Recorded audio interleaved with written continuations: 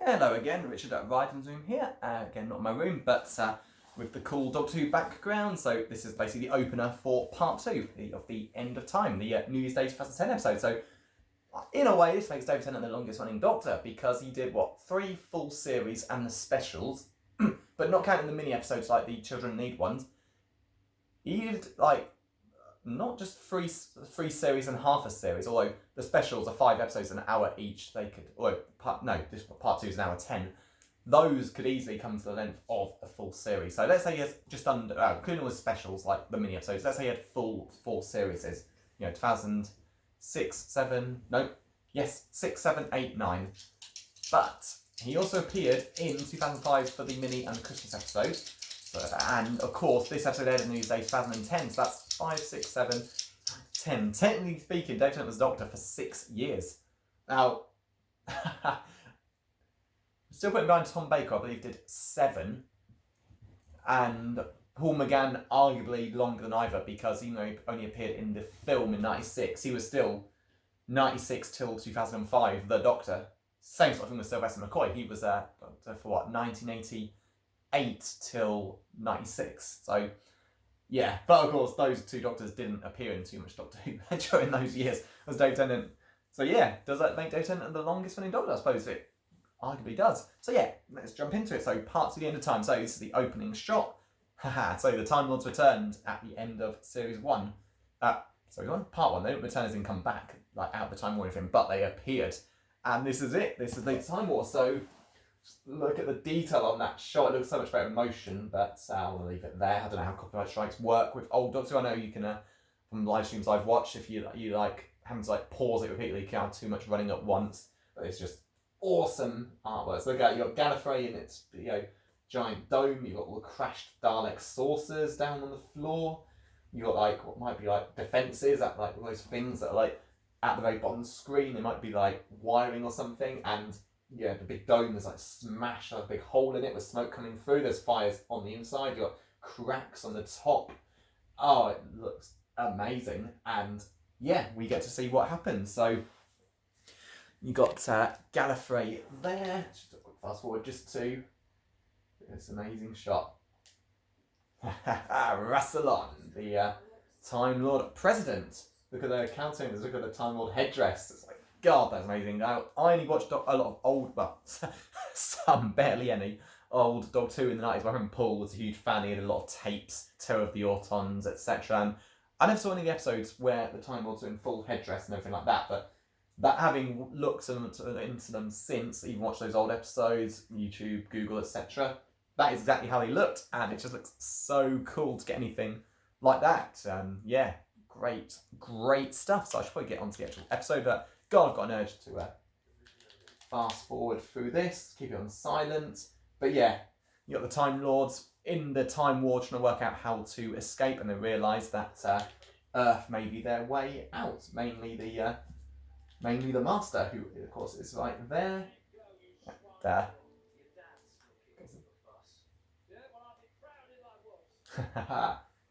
Great scene, and of course the Master, he was no respect for any human, it was such a nice scene, and yeah, it's such a great bit. Will saying he'd be proud if he was the Doctor's dad, and yeah, it's basically how the episode opens up. That Time Lord bit. Wilfred tied up with some ropes, and the Doctor's tied up with everything imaginable. With his mouth covered up because the Master doesn't like anything the Doctor has to say, but it involves him forgiving him for what he's done now that series 3 ending. So yeah, this is basically how the episode opens. The Doctor is trapped with the Master. You've got Donna, the only one who hasn't changed, and there we go.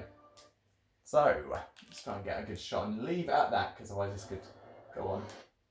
So if Donna remembers the Doctor, her head will burn up and she will die. This doesn't kill her. She remembers everything. The last shot is of the Doctor. The time vortex energy flies out, kills or just knocks out those versions that all the people the Master's just taken over, and then she collapses. It turns out it was a defense reflex, so presumably if she was forced into remembering him by means of attack, it would act like that to save her, but wouldn't kill her. I think that's the official explanation, but it still kind of feels like a cheap answer.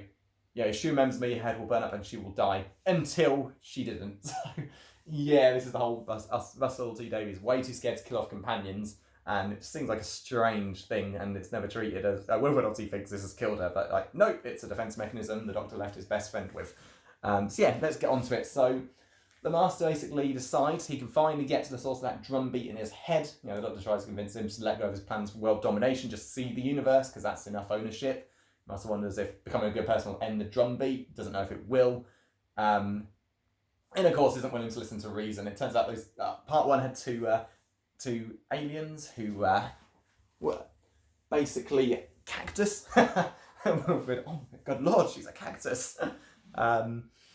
And basically, even though the Master transforms up into every human, it doesn't work on other species. So the guard, after he has the guard decide to kill Wilfred unless the Doctor tells him where the TARDIS is. Like, Master, you're so dumb. You're so blind. That guard's an inch too tall. Knocks the Master unconscious, and then they escape. Which is pretty funny. So yeah, they basically get to like the Invocchi's, I think that was their name, ship, and make their escape. And there's a great reference to Baracafaletta from the Christmas episode where the Doctor mentioned he met one of species like them once, but he was like short and red and brilliant, and like not much like this Slitheen and Absorbaloff. They're just from similar, different planets slightly, and just pretty cool.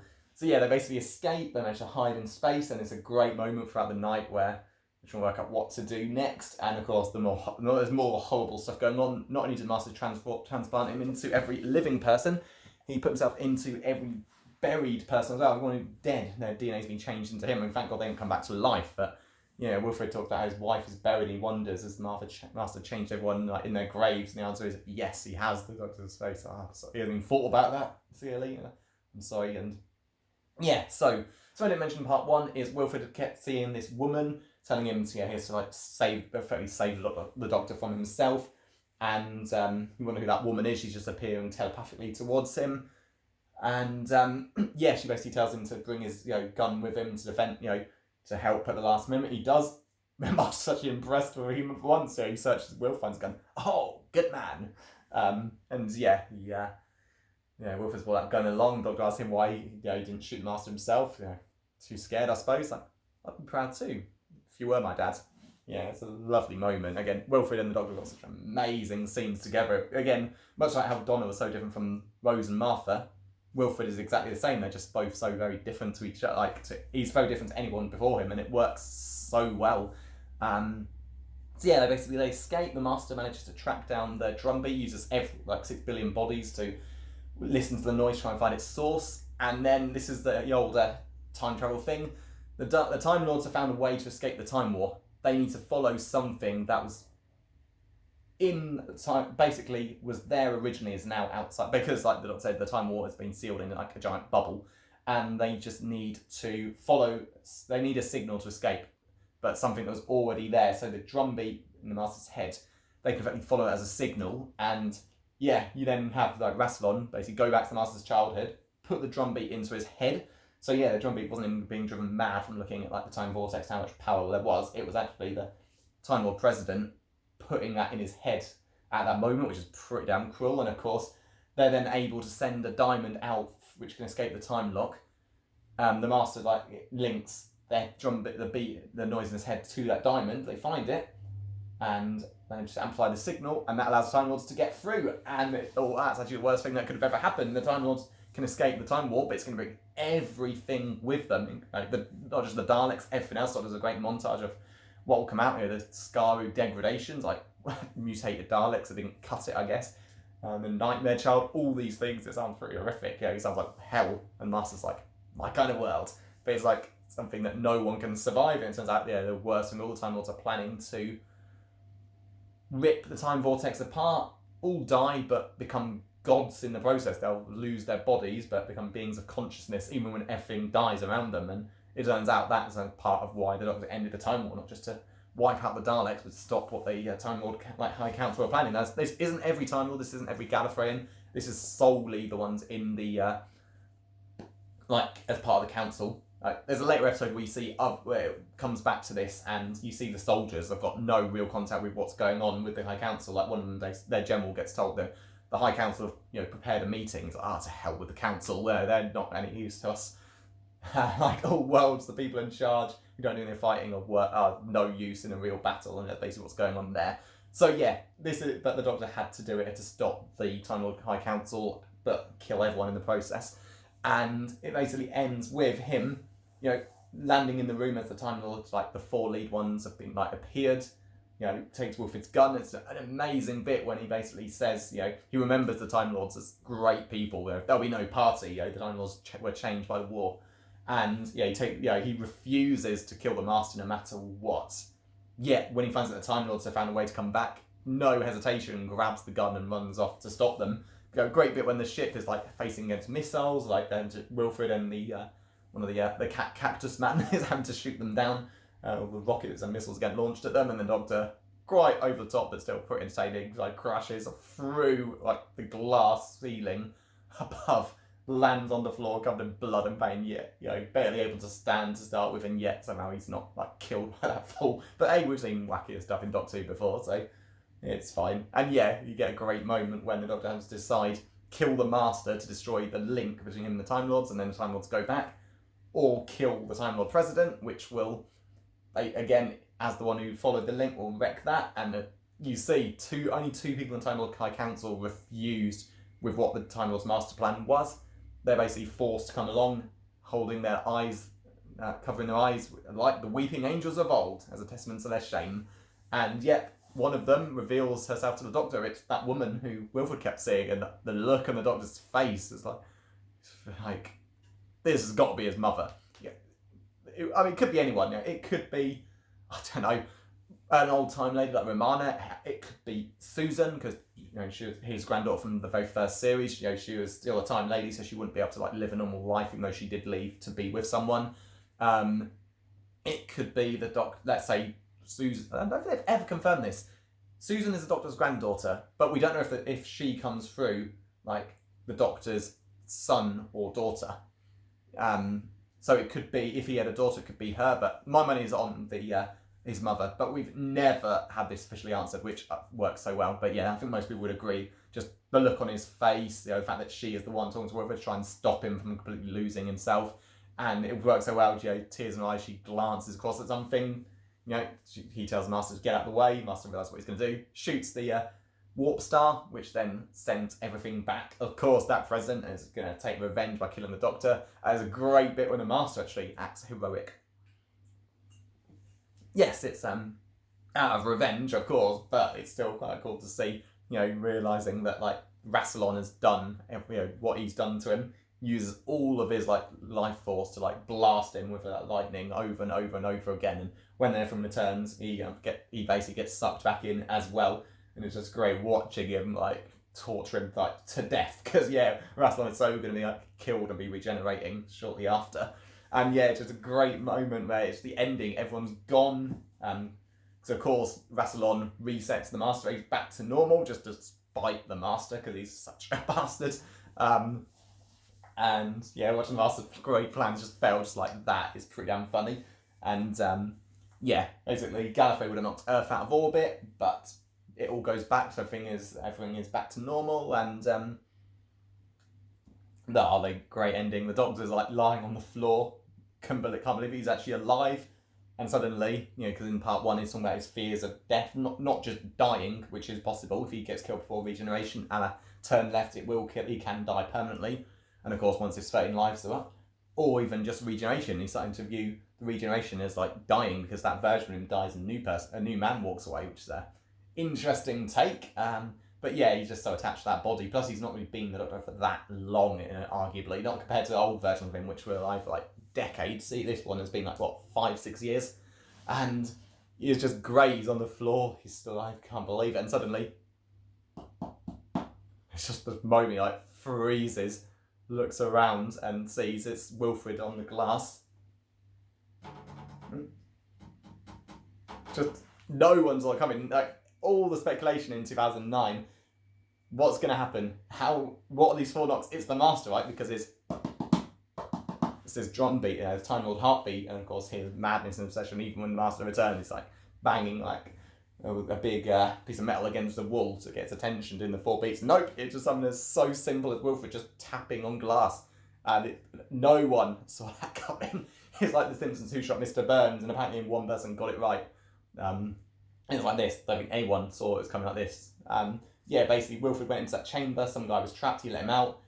But of course he gets trapped in there, and it's set to explode with radiation. So the Doctor has to basically go inside, absorb the radiation, which will cause him to regenerate or possibly kill him. And only way to save Wilfred. And of course the Doctor has a tantrum about now. Wilfred's not important. He is. He can do so much more. And it's like, Jesus, grow up, man. You're not going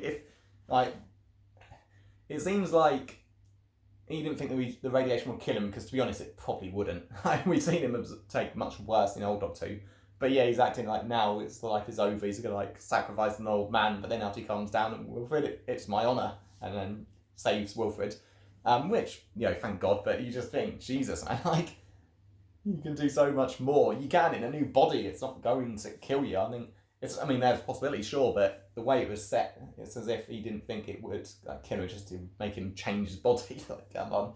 So yeah, he basically goes off, tells Wilfred he'll see him again one last time, and then you basically get a greatest hits. Now, I like the one with Donna, but that's kind of it. Donna's kind of the loose end for what happened. So she wakes up, but I missed something again, because all these things that happen, they're just stories to her. It's a way of not being affected by the metacrisis thing. She just doesn't believe the things that have happened because she didn't see them. But yeah, basically, the Doctor goes across on the brink of regeneration. He heals the cuts to his face are gone. Wilfred's like, how did you do that? It started.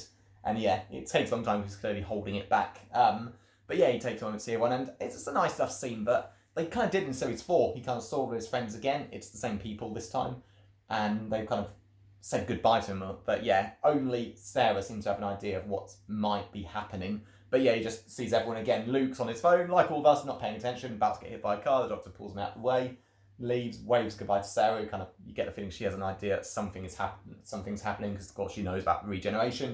She was there when 3 regenerated into 4. So, and of course he told her it's about his 6 regenerations since she last saw him. But yeah, it seems like she has an idea what's going on. Then now this is a strange one. So Martha and Mickey went off to join Jack and to become part of Torchwood. Now they're both working solo, hunting Sontarans. Martha's no longer just a doctor, she's really got a taste for the action. And strange enough, her and Mickey are a couple. I guess they were both united by their dislike of Rose and Ten's relationship. It's really bizarre that they become a couple. Fair enough, can't blame the two, what they look like, but it does seem odd. But yeah, basically, the Sontaran they're looking for gets the lock on Martha. Doctor, much like Donna did, Sue 1 in series 4, whacks him across the head with a hammer, right on that probe vent, knocking him unconscious, and then sees, they both see him, and he just kind of walks off, no real emotion, they have no idea what's going, wondering what's going on. Then you've got Jackie, Jack. Yeah, Jack. This is set after the Torchwood series 3. I won't say exactly what happens, but Jack is just hanging out in an alien bar, and Doctor finds him, gives him somebody's name, the guy who was basically the co-pilot, co-captain in the Titanic episode. His name is Alonzo, and they both salute each other and so Alonzo, going my ways. How do you know my name? And it's kind of psychic, well, do you know what I'm thinking now? Oh yeah. So that's quite nice. It's quite cool to see Alonzo back. Plus the bar he's in is just filled with every alien species in Doctor Who. I think they might have even had an older one in there. Obviously you don't have Daleks or Cybermen, but you've got the Hath, you've got the Jadoon, etc. So it works quite cool. And yeah, basically Jack's there as well by himself, just having a drink, and the Doctor's there.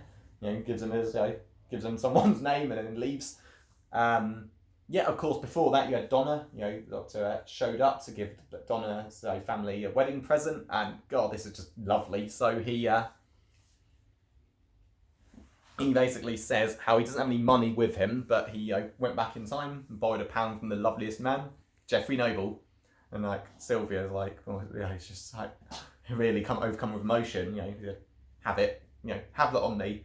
And then the gift is a lottery ticket. Wilfred gives it to Donna. She's like, who was that? Someone a lottery ticket. And you never know. Triple rollover. And yeah, Wilfred and Donna's, Wilfred and Sylvia's faces oh my God, yeah. Which is great. Unlike Rose, who got everything she ever wanted, Donna couldn't have everything she wanted, but the Doctor kind of gave her the next best thing, which was a great life, which she wasn't going to have with like her and Beyonce's like poor jobs.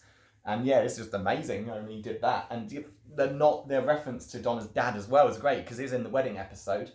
You can see the bonus features actually on YouTube and the DVD when, Donna's dad, the actor, was ill, filmed episode 1 but couldn't do any more and then died, and then that's why Wilfred got brought in to effectively take his place. And yeah, Wilfred and her dad are quite similar to each other, and it's just so nice knowing that Donna's dad unknowingly bankrolled Donna's like future, and it was an amazing idea. So yeah, the Doctor leaves, and Wilfred sort of knows well, he knows what's going to happen, he knows about regeneration, and he realises he's not going to see him again. And then you get to the end, which this works well enough as well. Of course, got to have Rose come back. It cuts back to Rose and Jackie way before like current day, because parallel Earth, etc. And Jackie's kind of like feeling like she's not going to meet anyone decent. Rose's like, oh, don't say that. And Rose just goes off. The Doctor's watching from the shadows, but the regeneration starts kicking in. Can't. She's like, oh, I'm actually your dad's like, yeah, what year is it? She's like 2005. And he's like, I bet you're going to have a great year. And of course, he's in the shadows, so she can't see him clearly because of that. Like Jack says, he went back to watch Rose growing up in the 90s, but couldn't say hello to her, and it's the same thing. And it's nice. But then, in that Series 1 episode, it turns out that they jumped ahead to 2005 when the Doctor took Rose back 12 months, not 12 hours. So doesn't that mean that Rose met the Doctor in 2004? No one's ever brought that up, which seems a bit odd. Very... Oh, has it gone dark again? And where's the controller? I have no idea. No, it's there. There we go. So yes, that basically ends, and then it's finally over. He can't hold it back any longer. The Oods say they'll sing him to his sleep, and although his song is ending, the story will never end. He goes into the TARDIS. It's unstoppable. The glowing starts happening. I don't want to go. It's like really sad, and then suddenly, no, can't hold it off any longer. And it's absolutely great. The exploding regeneration is so powerful. The actual TARDIS starts to chunks of it get blown up completely, and then the regeneration begins with Screamies and a much younger body, played by Matt Smith.